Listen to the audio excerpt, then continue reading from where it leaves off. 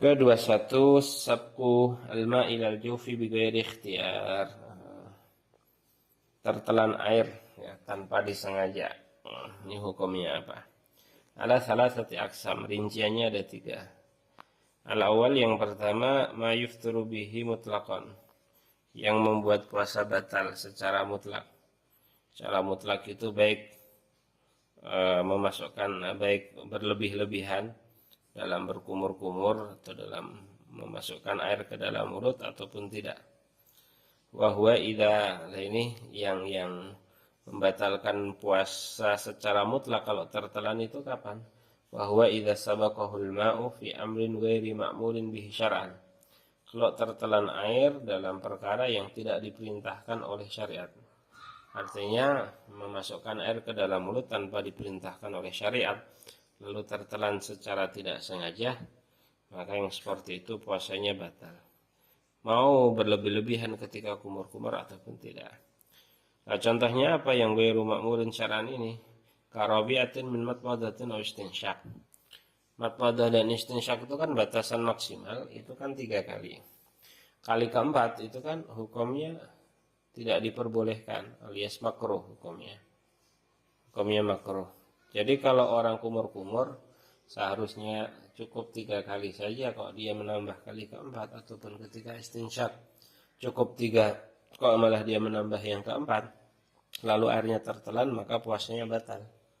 Meskipun tertelannya bukan karena unsur kesengajaan, meskipun tidak berlebih-lebihan ketika matmadah dan istinsyak. Demikian juga wakan gimasin lisa'imi fil ma', seorang orang yang berpuasa misalnya berendam atau kungkum atau berenang sehingga airnya masuk, maka ini juga batal puasanya. Wa kaghusli tabarrudin wa tanadzufin, atau mungkin mandi biasa untuk bersih-bersih, untuk menyegarkan badan saja. Artinya bukan mandi sunnah, bukan juga mandi wajib. Maka kalau sampai ada air yang tertelan meskipun itu tidak disengaja, maka puasa orang tersebut dianggap batal.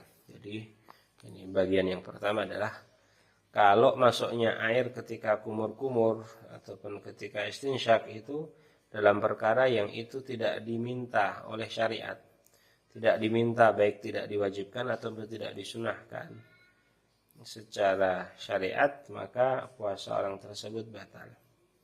Yang kedua, mayuftiru bihi idza balagha faqat.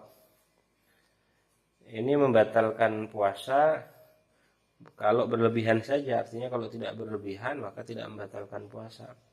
Seperti kamat madatin aw istinsyakin matlubaini fil wudu'i wal ghusl. Seperti ya matmadah dan istinsyak yang dianjurkan ketika wudu ataupun ketika mandi besar.